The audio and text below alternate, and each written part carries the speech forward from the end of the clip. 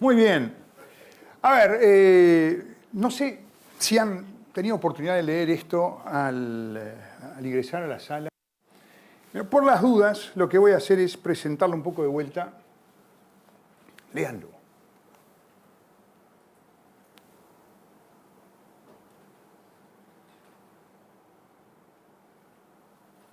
Este Robert Little es un señor que trabaja para Ernst Young o algo por el estilo, y está a cargo justamente de lo que es el programa educativo de la empresa. Si esto es lo que obtenemos, caramba. Yo creo que los aspectos más importantes, y creo que en cierta medida tiene razón en cuanto a que estos son los aspectos relevantes en cuanto a lo que tenemos que enseñar ahora en el siglo XXI. Y hemos venido hablando de esto en las distintas charlas que hemos tenido.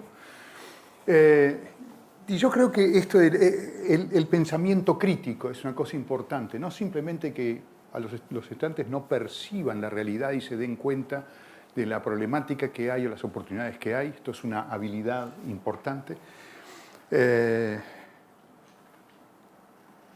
Lo que los ingleses llaman el real world learning, o sea, que los estudiantes perciban que lo que están aprendiendo tiene que ver con el mundo real.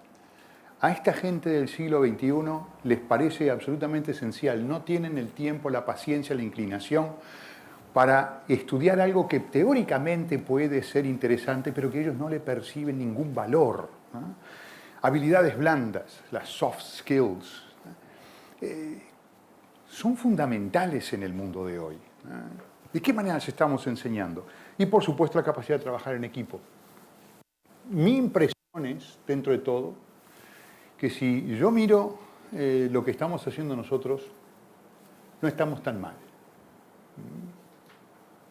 Esto lo encontré hace poco en algún artículo que apareció en una revista que me mandan de Wharton, y me pareció una forma interesante de arrancar la discusión para ver qué es lo que en el mundo se necesita, qué es lo que esperan las empresas obtener y de alguna manera qué es lo que estamos haciendo nosotros. Y en ese contexto yo creo que es importante que hablemos del obligatorio como herramienta para el logro de estos aprendizajes. Y ese va a ser el centro de la charla de hoy. A ver, solamente, esto es una vieja costumbre, me gusta repasar un poco, atar con la reunión anterior, ¿no? ¿Qué hicimos en la sesión de agosto?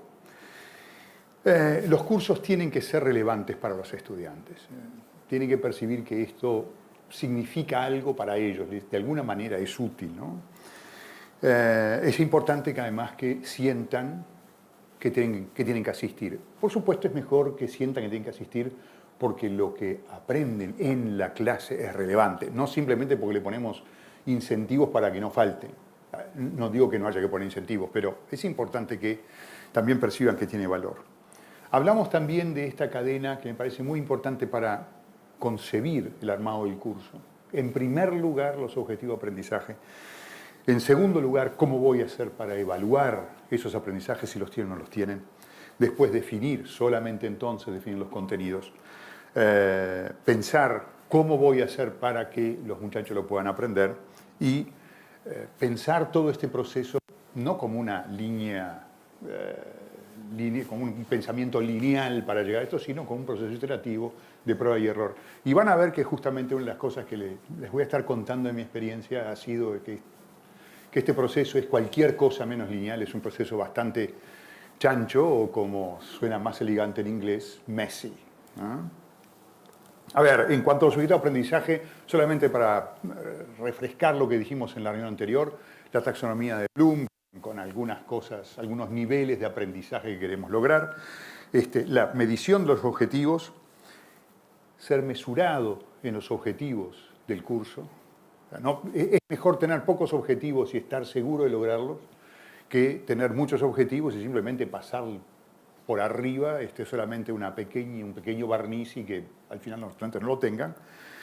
Y naturalmente no usar una única modalidad de aprendizaje, sino varias, y que dentro de esas modalidades se contemple la posibilidad de que los muchachos puedan meter la pata, que esté bien y que no pierdan. Por un lado, que es lo primero que les interesa, que dicen, y entonces ahora si me fue mal al principio, pierdo el curso. No, que no los mate, pero que les permita aprender y saber que pueden experimentar, que pueden probar cosas nuevas, que pueden ser creativos sin que de esto dependa su vida, ¿no? Y por supuesto, esto en el marco de lo que habíamos dicho en la sesión pasada, no a la baja. ¿Por qué quiero insistir una vez más en esta? ¿Se acuerdan que les dije que tiene una frase de Néstor Gandelman? Porque cuando hablamos de soft skills y hablamos de experiencias en el mundo real y todo lo demás, en el concepto tradicional del aprendizaje que tenemos, que hay en el mundo, pero particularmente en Uruguay, lo que pensamos es, sacar la guitarra, flaco, y ya está todo bien. No. Uno puede ser brutalmente exigente con los conceptos, es más, yo creo que es más difícil, cuando estamos hablando justamente de la aplicación de ciertos conceptos al mundo real. Déjenme hacer una breve defensa de las disciplinas menos duras, como por ejemplo la gerencia. Yo creo que nosotros tenemos un desafío muy grande en hacerle percibir a nuestros estudiantes que el rigor en nuestras disciplinas es más difícil de alcanzar de lo que es en las disciplinas duras. Voy a hacer una especie de analogía que capaz que me excedo un poquito, pero solamente para hacer mi argumento.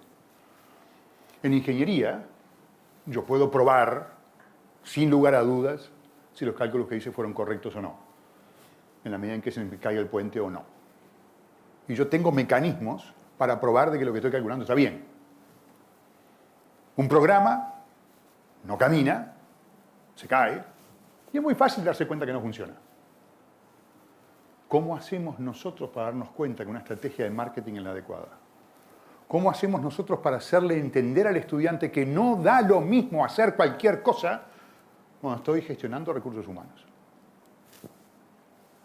El rigor intelectual que es necesario tener para estas disciplinas blandas es mucho mayor. Marcos ahora va justamente a abundar en este tema, que me parece un tema absolutamente central, ¿no? Entonces, quiero reforzar esto para que no se perciba que lo que estamos diciendo es, bueno, mira, más o menos, los estudiantes van y te chamullan un poquito del Porter y está todo bien. No, minga. Hay que ser quizás mucho más duro, porque no hay la prueba del 9 para verificar que lo que están diciendo tiene sentido. Entonces, no a la baja es una condición absolutamente esencial.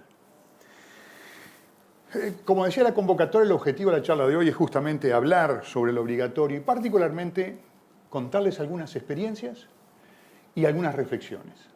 Las experiencias las va a estar contando Marcel, Amalia, yo, y las reflexiones las va a estar haciendo Marcos. Y se me ocurrió hacer una especie de sándwich, contar una experiencia primero, después la reflexión de Marcos y después otra reflexión, otra experiencia más nueva, justamente con el obligatorio. Y estas son entonces los tres pasos, digamos, que va a tener esta reunión, los tres pasos, si ustedes quieren, iniciales. Y finalmente lo que queremos hacer es discutir entre nosotros, compartir experiencias, todo lo que debemos hacer en una comunidad académica como la que somos. Y déjenme comenzar justamente contándoles un poco la experiencia que estuve haciendo en en estrategia de implantación. Yo me llevé una sorpresa cuando estaba preparando esto, porque yo pensé que el proceso había sido más corto. Y resulta que no. El proceso empezó en el segundo semestre del 2010, un evento fortuito. Cayó por acá la gente de un estudio argentino de arquitectos, la oficina uruguaya, un estudio de arquitectos, pidiendo que le escribiéramos un caso. Entonces yo empecé a escribir el caso, la empresa se llama TSIA, quizás la conozcan porque son los que desarrollaron el Parque de las Ciencias en la Ruta 101, entre otras obras que tienen. Y resulta que yo, al haber desarrollado el caso, yo dije, quizás yo lo puedo usar como obligatorio. Yo venía usando obligatorios como temas de los, casos como temas de obligatorios en estrategia de implantación y en estrategia y competencia también, desde hace muchos años. Entonces digo, capaz que lo puedo usar. Y se me ocurrió pedirle a la gente de TSIA a ver si no quería venir a participar en las discusiones y escuchar lo que los estudiantes decían. El tema fue que se dio una simbiosis entre los estudiantes y la gente de TSIA que fue fantástica. Esto terminó de tal modo que las discusiones que hubo fueron tan interesantes que el number one de la empresa, el arquitecto Turhansky, se vino especialmente de Buenos Aires para asistir a la última sesión y ver qué es lo que los muchachos recomendaban hacerle a la empresa. Yo dije, acá hay algo, esto está muy bueno.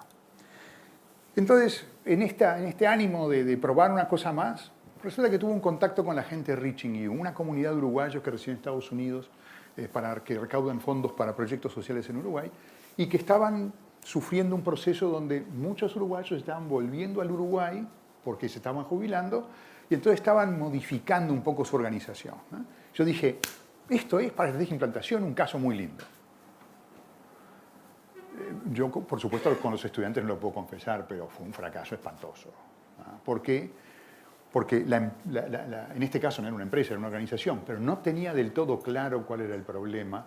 Tenía una organización un poco fluida, no había definido quién era quién hacía qué, que a los muchachos les resultó muy difícil poder realmente encontrar una situación gerencial para estudiar. Después, con el apoyo de Dinora Margounato, conseguimos a la gente la diaria. La diaria fue muy interesante. Yo ahí pensé que lo que hacía falta era desarrollar un caso. Entonces lo que hice fue escribir un medio caso. Claro, la diaria era un caso entero terminado. Reaching You, nada, porque yo quería probar a ver si. Y dije, no, probablemente el fracaso se dio porque no tenían un material sobre el cual basarse que fuera común a todos. Entonces escribí lo que yo llamo un medio caso y estuvo interesante, funcionó bastante mejor que Reaching You, pero me dejaba como sabor a poco. La frustración fue tal que, y además me asusté un poco, ¿no? Entonces, en este año, en el segundo semestre del 2012, no hice ningún caso, digamos, real. Les di, para el primer obligatorio siempre fue un caso y para el segundo obligatorio decidí que también iba a poner un caso porque el riesgo era muy grande, ¿no? Y de algún modo tenía que hacer algún tipo de esfuerzo. Y además recuerdo que este fue un momento crítico. Yo en esta fase yo estaba... Creo que a varios de ustedes ya les comenté, yo estaba muy enojado con los estudiantes.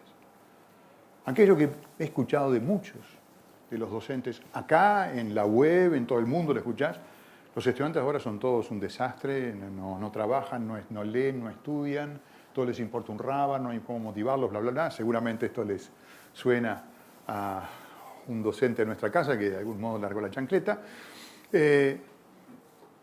Y yo tenía una gran frustración y la culminación de la frustración fue este descubrimiento que hice. Yo les había empezado a pedir a los estudiantes, justamente porque veía que no estudiaban, no preparaban, lo que sé, les dije, ¿saben qué? Antes de cada sesión me tienen que mandar por mail una pregunta relevante del caso. Y en ese semestre se me ocurrió la idea de agarrar la pregunta de cada estudiante, darse la vuelta y decirle, ahora contéstala tú. Porque había visto el siguiente proceso. Las primeras preguntas habían sido un desastre y con coaching, con asesoramiento, con discusión en clase, la calidad de las preguntas había mejorado sensiblemente.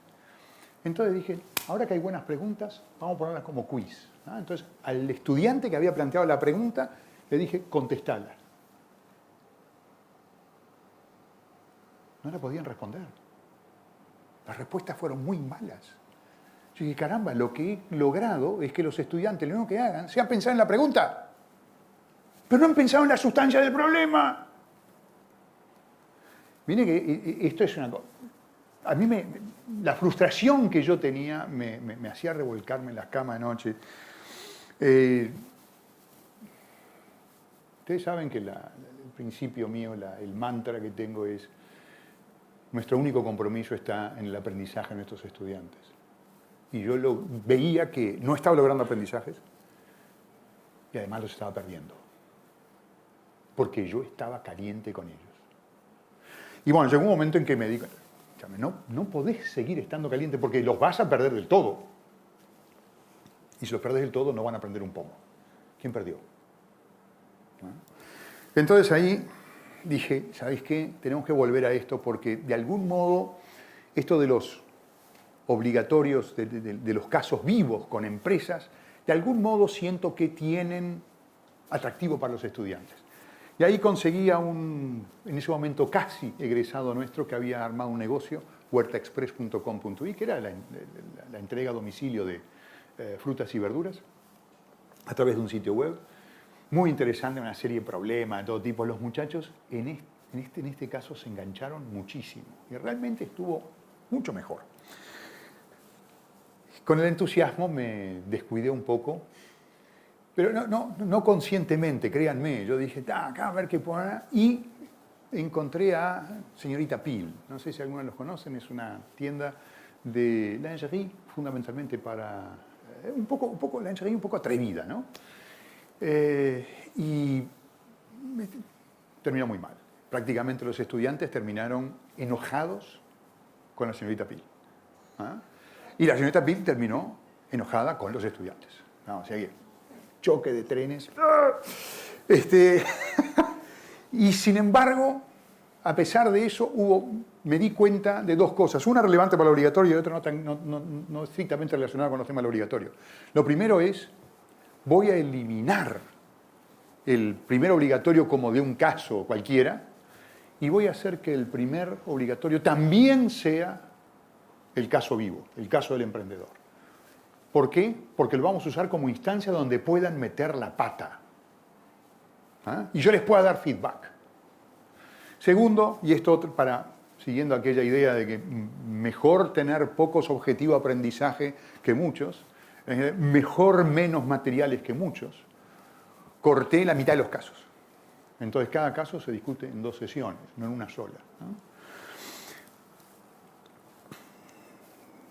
Un poco entristecido por lo que yo percibí como un aprendizaje, digamos, de que tenía que tener cuidado con el sujeto a ser estudiado por los estudiantes, que tenía que tener cierta vibra gerencial.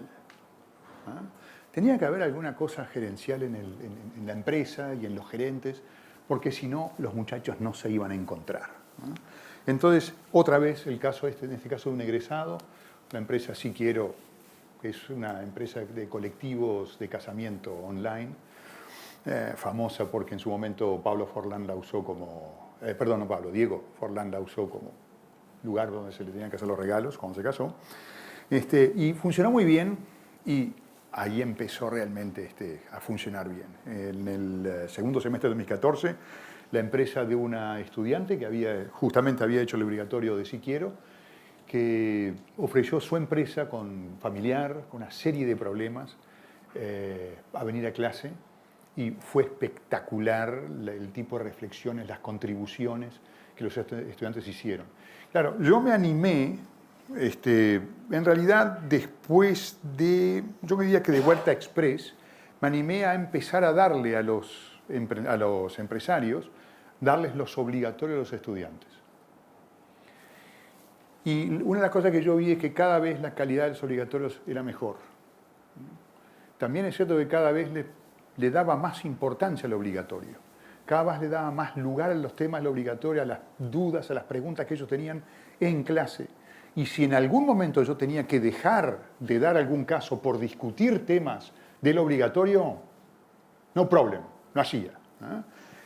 Y los muchachos se enganchaban. Bueno, este caso, el caso de Teleimpresores, fue el primero donde a los muchachos se le ocurrió una idea que dejó boquiabierto al emprendedor, al empresario.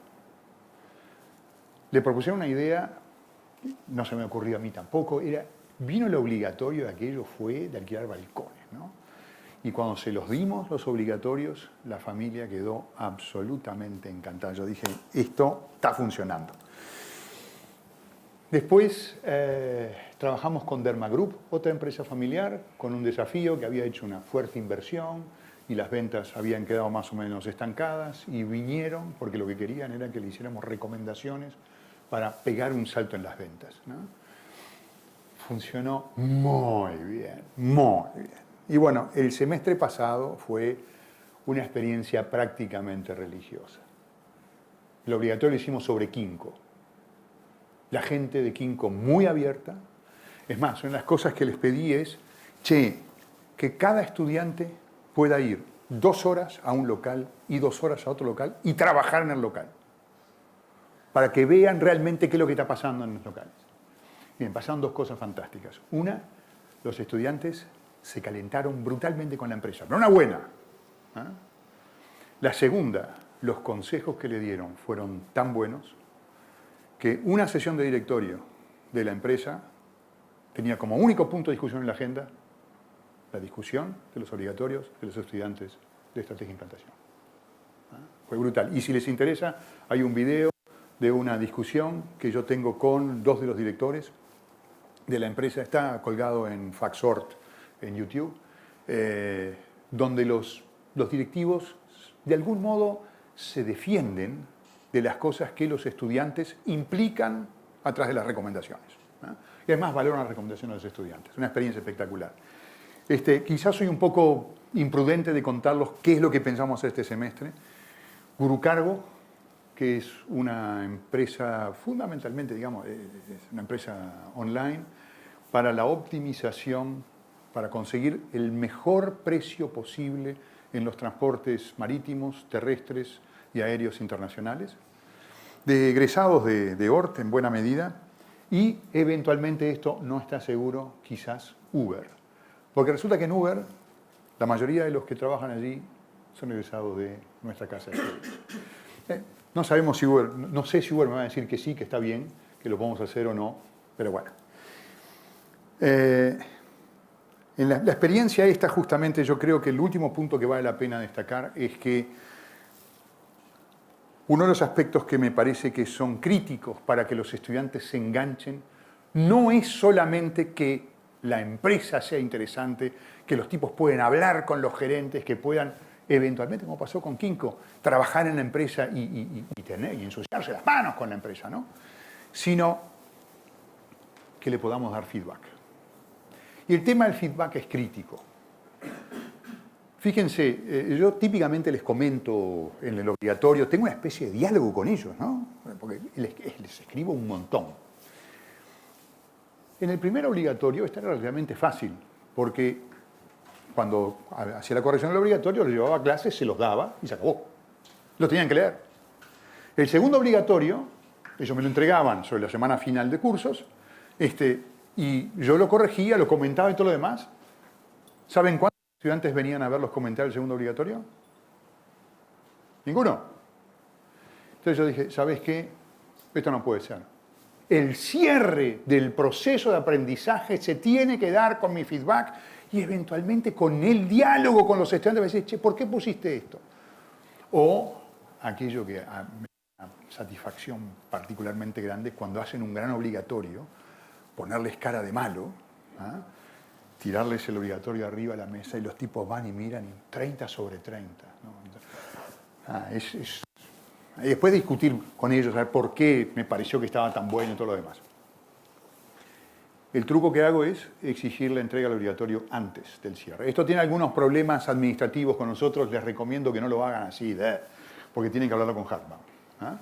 Pero el mecanismo funciona y antes que termine el semestre, en la última semana, la dedico exclusivamente a darles justamente feedback y a las defensas. Esto lo que hace es cerrar el circuito. El feedback es fundamental. Entonces yo creo que tener en cuenta estas cosas, esa es mi experiencia. El obligatorio tiene una serie de cosas formulado de esta manera. ¿Se acuerdan lo que decía el señor Little? Del mundo real habilidades blandas, todas estas, rigor, todas estas cosas aparecen en esta modalidad. Y fíjense, yo quería hacer una breve última reflexión con ustedes. ¿Qué aprendí a lo largo de este viaje? Que fue mucho más largo de lo que yo pensaba, justamente. Esto lleva tiempo. ¿Ah? Y hay que tener una tolerancia a la frustración bastante grande. Se dan 2 pasos para adelante y no para atrás. ¿Ah? Y uno se siente muy mal cuando pasa eso, ¿no? Y hay que ser brutalmente honesto con uno mismo, con lo que ve que está pasando. Y cuando una cosa funciona, alegrarse hasta el infinito. Y cuando una cosa no funciona, flaco, esto no funciona, y cambiarla. No pasa nada. ¿Ah? Honestidad y flexibilidad. Fundamental. Yo noté, como les dije antes, que el obligatorio se ha convertido en el corazón del curso. Y no me parece que esté mal. ¿Saben quién me despertó esa reflexión? Me encontré un estudiante en la calle y me cuenta a ver qué está haciendo, no sé qué, a mí me gusta curiosear a ver qué es lo que están haciendo. Y me dice, ¿sabes una cosa, Enrique? Lo más grande como herramienta de aprendizaje que yo me llevé de oro fueron los obligatorios. ¿Vieron ahí cuando te pegan con un puñetazo y decís, pero claro, ¿esto qué está pasando con mi curso? El obligatorio se ha convertido en el corazón del curso y es lo que hace que los estudiantes se enganchen. Los demás casos, está bien, entonces quizás es justamente una forma de enseñarles cómo analizar una situación compleja, cómo ser riguroso, bla, bla, bla. Pero lo que realmente lo lleva es el obligatorio. Entonces, el obligatorio puede llegar a convertirse en el corazón del curso. Y lo más importante, y esto es lo que a mí me tiene absolutamente encantado, es que los estudiantes aprenden más. Con todos los errores, con la metida de pata, los estudiantes aprenden más, que es todo lo que uno puede esperar como docente. En mi trabajo voy a hablar un poco y reflexionar sobre el uso de pensamiento crítico en los obligatorios, básicamente definiendo pensamiento crítico como pensar, investigar y poder exponer argumentadamente una idea. Como ustedes pueden ver en la tira cómica, muchas veces esto es lo que nos pasa cuando leemos los obligatorios. Uno dice, bueno, yo les enseñé, ¿por qué recibo esto, no? Y una de las cosas importantes que por lo menos he aprendido va en el sentido de lo que ha dicho Enrique. Es muy importante concentrarse en los aprendizajes y no tanto en enseñar, ¿no? Porque para concentrarse en los aprendizajes es necesario entender cómo es que aprendemos. Bien, me parece importante empezar haciendo un diagnóstico de muchas de las situaciones que todos los profesores vivimos con respecto al obligatorio y con respecto a la relación con nuestros alumnos. En primer lugar, circulan entre nosotros un conjunto de diagnósticos y ese conjunto de diagnósticos tiende a, en muchos casos, hacernos creer que los profesores tenemos poco para aportar a nuestros estudiantes. ¿Por qué? Porque esos diagnósticos dicen que estamos frente a una generación que es especial, ¿sí? Que manejan hábilmente la tecnología, que trabajan en red, que usan Internet hábilmente, que están acostumbrados y sometidos a muchos estímulos y que por lo tanto necesitan ser seducidos. Y cuando pensamos en estas cosas, tendemos a pensar que nuestro lugar y nuestra convocatoria con respecto a ellos es compleja, es difícil y que tal vez tenemos poco para aportarles en un mundo tan interesante. Pero esto es muy contrastante con la realidad que nosotros experimentamos, ¿sí? ¿Por qué? Porque nosotros experimentamos que nuestros alumnos, nuestros estudiantes, tienen problemas de comprensión lectora, problemas de razonamiento y de expresión escrita. No saben trabajar en grupo, no saben relacionarse, ¿sí? No saben utilizar la tecnología que tienen disponible para trabajar en grupo, ¿sí? Y hacen un uso muy limitado de todas las posibilidades que la tecnología hoy les ofrece para investigar y para trabajar en grupo. Tienen muy escasa capacidad para usar Internet como fuente de información y tienen muy escasos criterios para buscar y para validar información. Entonces ahí nos damos cuenta que sí tenemos un rol y que sí tenemos mucho para enseñarles a nuestros alumnos. Cuando pensamos que ellos son una generación especial, tendemos a creer que las soluciones están en que debemos ser más exigentes, debemos traerlos más y por lo tanto debemos ser más exigentes, que debemos ser seductores. y que debemos incorporar tecnología en el aula, porque eso es algo que a ellos les gusta, ¿sí? Pero nos enfrentamos con 3 problemas vinculados a esto. En primer lugar, que tenemos estudiantes con déficits importantes en competencias básicas. Por lo tanto, no solamente podemos ser exigentes, también tenemos que darles herramientas, si no, lo que va a venirnos va a tener problemas. No vamos a generar aprendizajes. Por nosotros mismos, la mayoría de nosotros no somos interesantes, ¿sí? Los seductores son como los psicópatas, más o menos el 1% de la población. Entonces, la mayoría de nosotros, por nosotros mismos, no vamos a ser interesantes. Eso lo tenemos que tener claro. Ahora, lo que sí tenemos que lograr es atraerlos e involucrarlos con los problemas que les planteamos en los obligatorios, en las clases, en el aula, en las tareas domiciliares.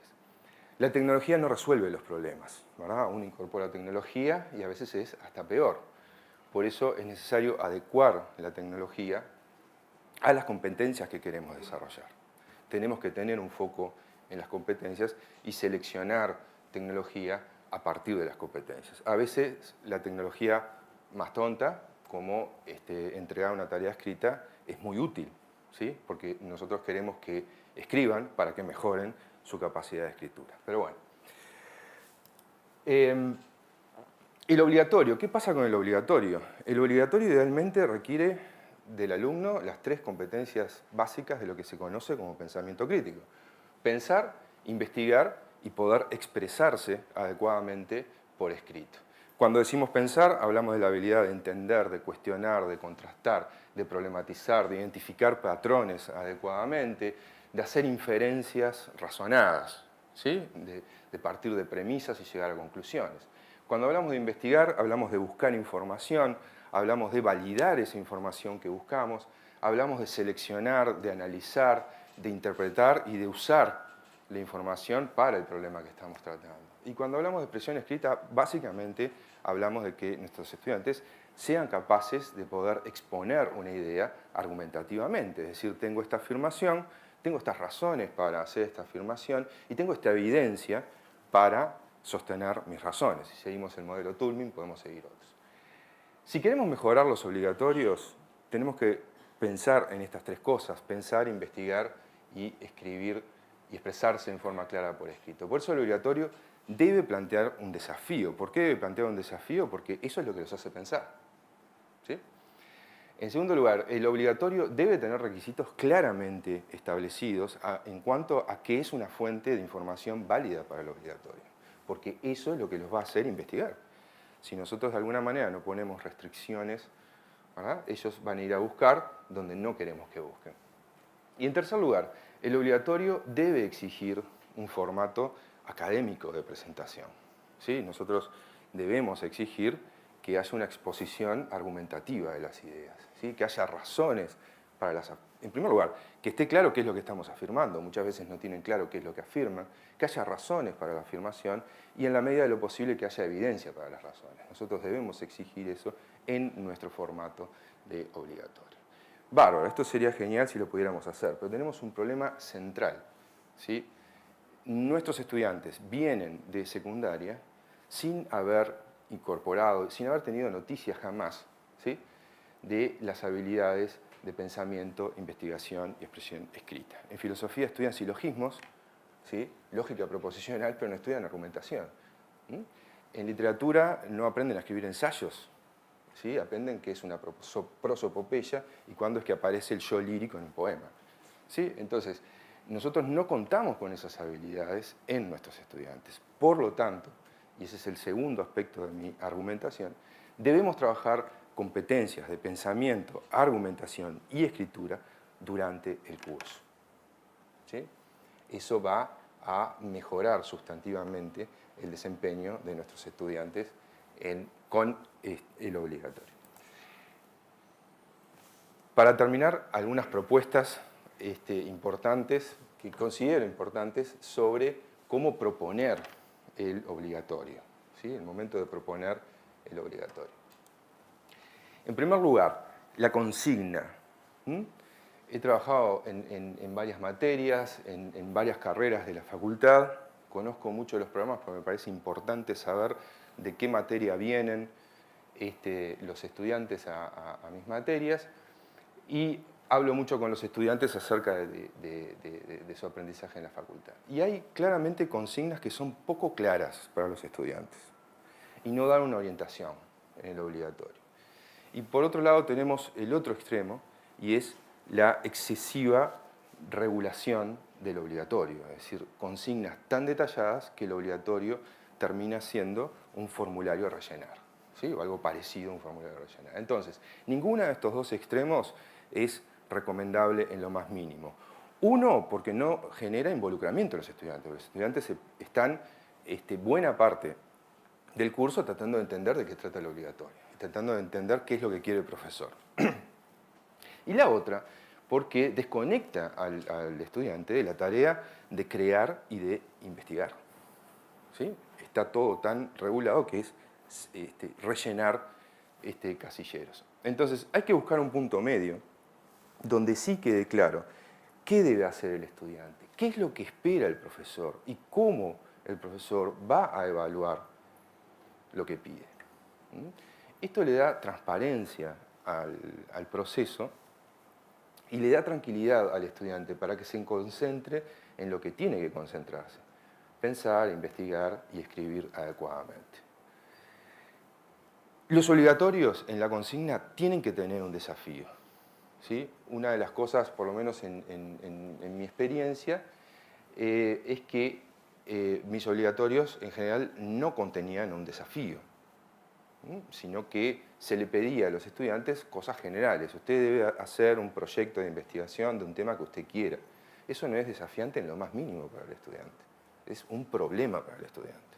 Ahora, si nosotros planteamos casos, ¿sí? O si nosotros planteamos problemas directamente. Un problema es, bueno, si uno lee el informe de seguridad del PNUD, del Índice de Desarrollo Humano, va a ver que los datos de América Latina contrarían buenas parte de las teorías criminológicas. 10 años de crecimiento y aumento sostenido de la criminalidad.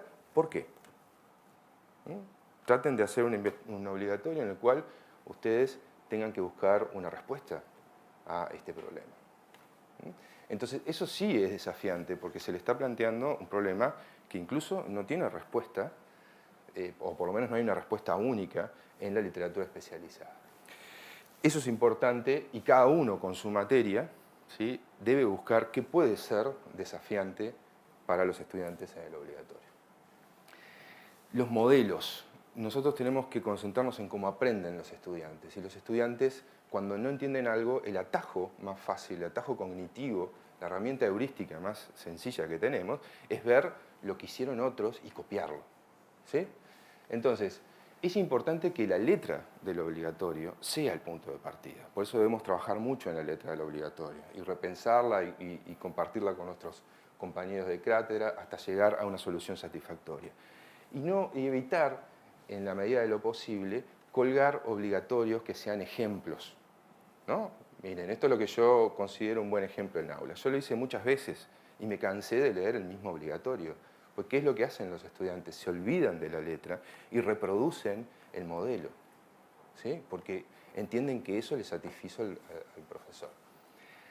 Es importante, además, que todos los materiales de la cátedra y de la materia sean un modelo de escritura y presentación. Tenemos que cuidar, ¿sí?, que el modelo que nosotros comunicamos con los trabajos que publicamos en aulas sea un modelo con el cual estamos de acuerdo y que si lo evaluásemos, ¿sí?, como evaluamos un obligatorio, le pondríamos como Enrique 30 sobre 30.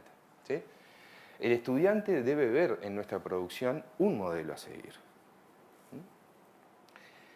En cuarto lugar, es bueno que haya textos producidos por el profesor, ¿sí? Es decir, que no haya solamente PPTs de la materia, ¿sí? Porque el PowerPoint no es una buena herramienta para el razonamiento intelectual, lo que estamos pidiendo en términos de pensar, de generar un desafío desde la escritura.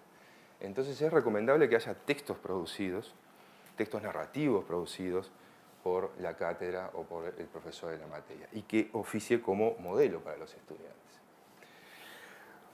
Lectura y escritura son dos competencias muy importantes. Nuestros estudiantes tienen defectos en esas dos competencias y es la base que explica buena parte de los malos rendimientos en los obligatorios, ¿sí? Se expresan muy mal y no pueden obtener buenos resultados de sus lecturas. Entonces, esto es algo que tenemos que trabajar. La investigación en aprendizaje nos dice que la lectura, ¿sí? La lectura cuadrada, lineal, ¿no? La que hacemos cuando leemos un libro o un manual, sigue siendo la forma más importante para incorporar contenidos. ¿Mm? Y si queremos que nuestros estudiantes piensen y escriban buenos obligatorios, debemos hacer que lean. Debemos hacer que lean durante el curso. Entonces, es recomendable que todas las materias tengan una bibliografía en la cual no solamente haya libros, sino que también haya artículos científicos, ¿verdad? Porque ahí, artículos provenientes de revistas científicas, ¿no? Revistas especializadas, porque ahí es donde van a encontrar un rigor, ahí es donde van a encontrar modelos de escritura y de pensamiento que les van a servir para utilizar en el obligatorio. Es importante, además, para aprender a escribir, escribir.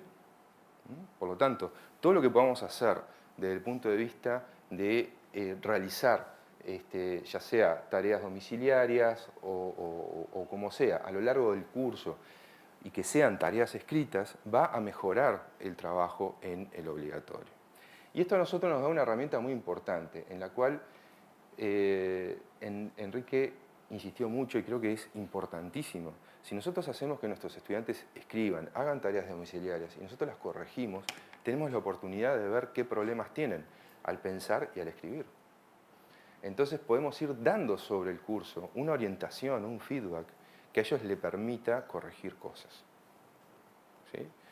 En mi experiencia, el hacer una primera tarea escrita que me permita ver qué problemas de pensamiento y escritura tienen mis estudiantes y darles un feedback mejora sustantivamente el desempeño de los estudiantes a lo largo del curso.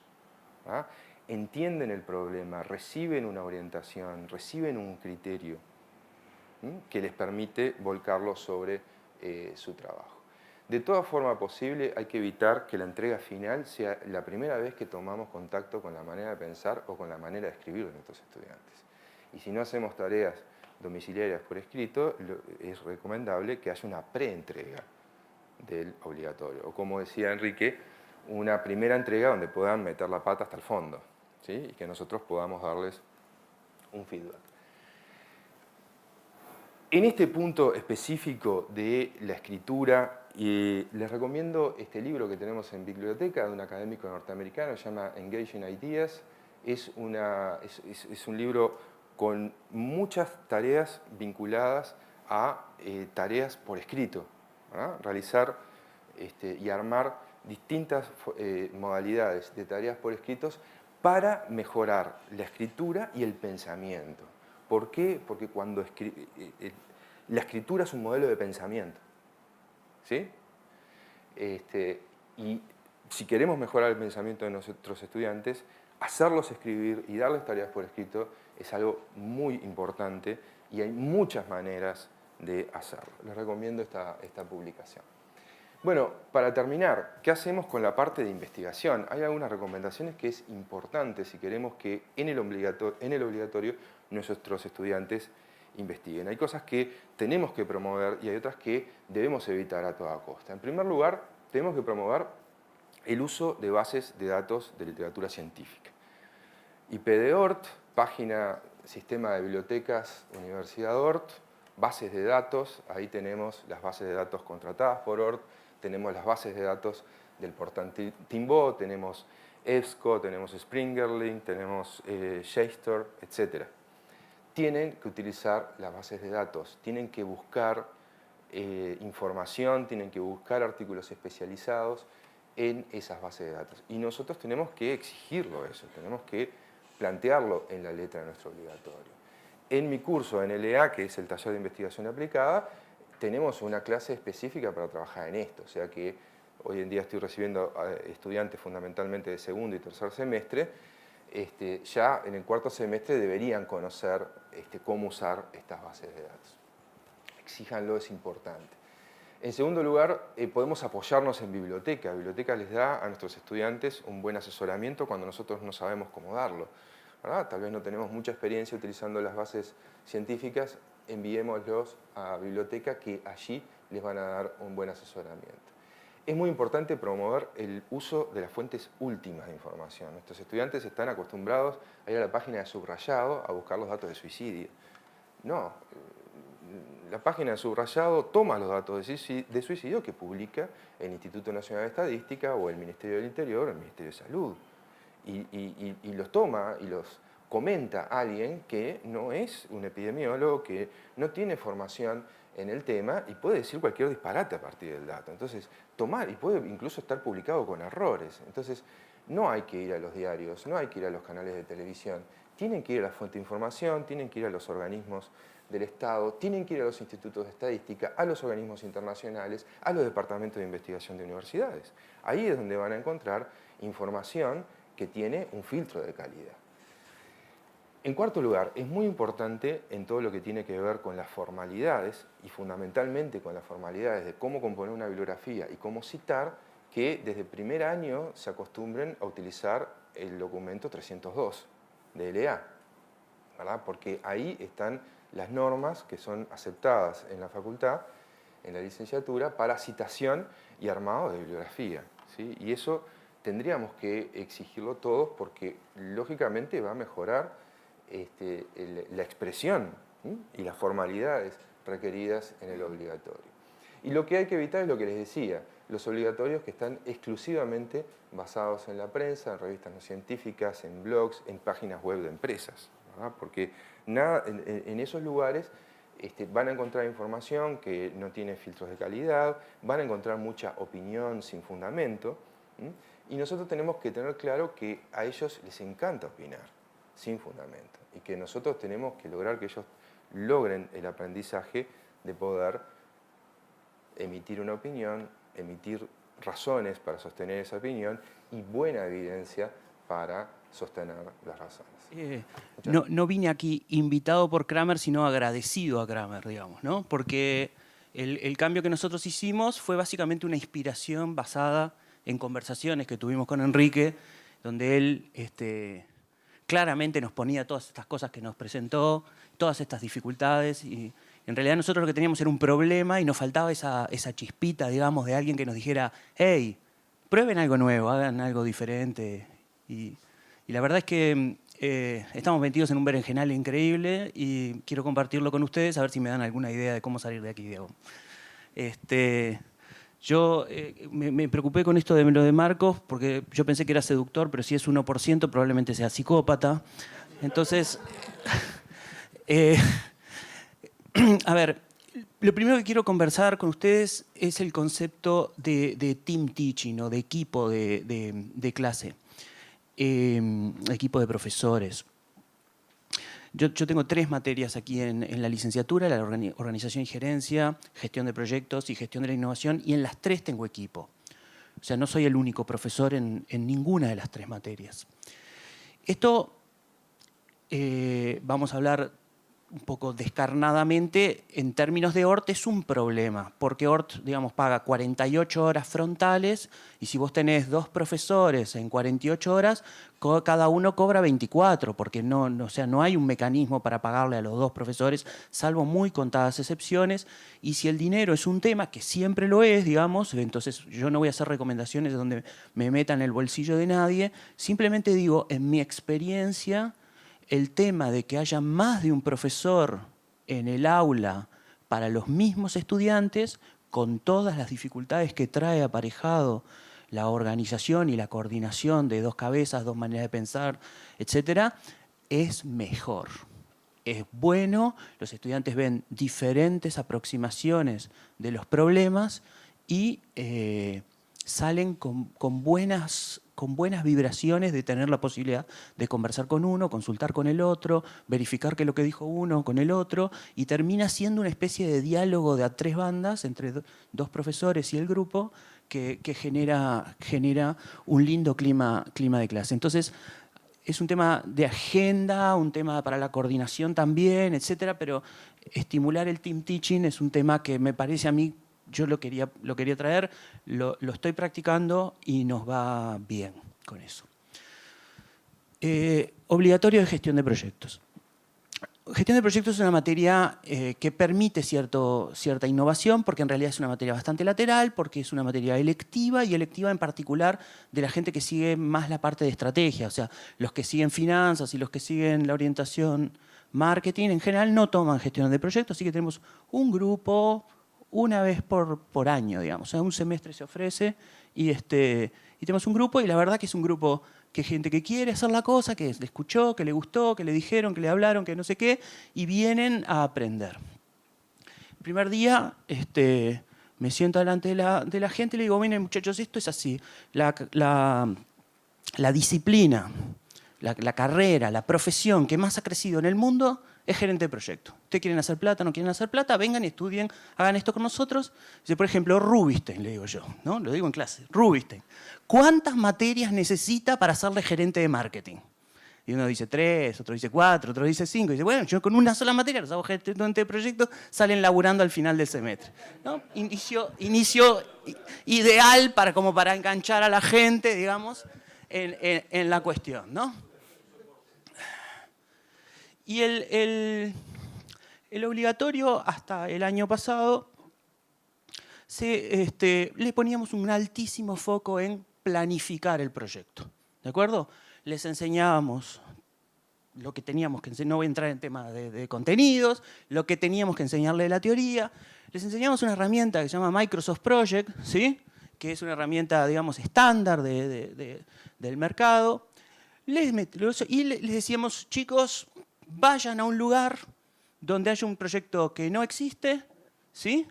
Conceptualícenlo completamente desde cero y planifíquenlo hasta el último detalle. Donde haya algo mal, pierden, ¿sí? Y entonces la verdad que yo estaba re orgulloso porque me entregaban unos ladrillos así, ¿no? Al final del semestre, 138 tareas, 227 días, planificación de 144 recursos, no sé qué, no sé cuánto, los locos se mataban y después afuera, ¿no? Pues yo también me los encuentro, pero en otra calle, no en la misma calle en que se encuentra Enrique con ellos. Decían, sí, lo que me sirvió fue que el project, la verdad que yo lo uso y que me sirvió y que aprendí, que llegábamos, la verdad que llegábamos a un nivel alto, etcétera. Pero nunca poníamos un ladrillo. ¿Está? Entonces, un montón de cosas de las que dice Enrique acá, a eso se sumó que en el 2014 tuvimos la experiencia de ir a Stanford a ver cómo hacían ellos los trabajos, etcétera, y dijeron las mismas cosas que dicen acá.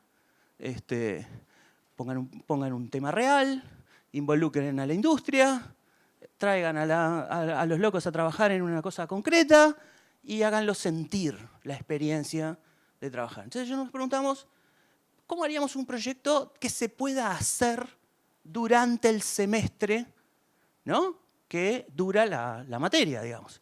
Entonces, no solamente que la entrega del obligatorio sea hacer el plan, sino que hagan el plan, que se los corrijamos, que ejecuten el proyecto y que la defensa sea, vengan y explíquennos las diferencias que percibieron entre lo que tuvieron que superar en el momento que ejecutaron el proyecto contra lo que habían planificado y de qué manera lo que habían planificado les sirvió para tomar buenas decisiones frente a eventos inesperados durante la ejecución del proyecto. ¿De acuerdo? ¿Y qué fue lo que hicimos? Agarramos el plan Ibirapitá del gobierno, que distribuye, no sé, para los que no lo conocen, distribuye tablets a los viejitos, y les dijimos, muchachos, vamos a hacer 4 segmentos. Entretenimiento, información, comunicación y redes sociales, transacciones, pagos, cobrar la jubilación, etcétera, no sé qué.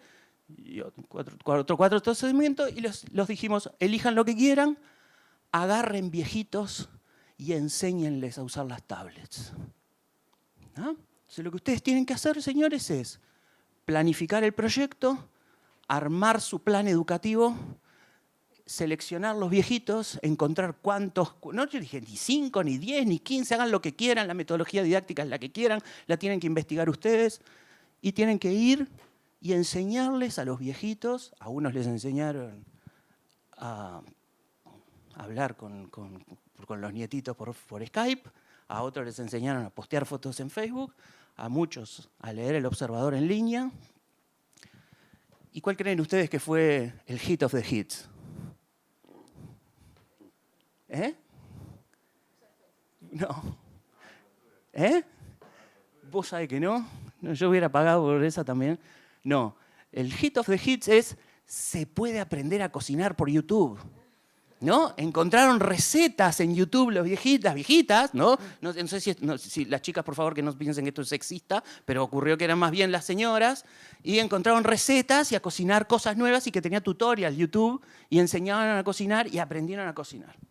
Tengo acá algunas fotos de los... Después se los circulo, pero de las cosas que nosotros dijimos es: a ver, documentame que fuiste a enseñarle al viejito, ¿no? Entonces acá tengo una foto de un estudiante con su tablet, con la tablet de la viejita, ¿no?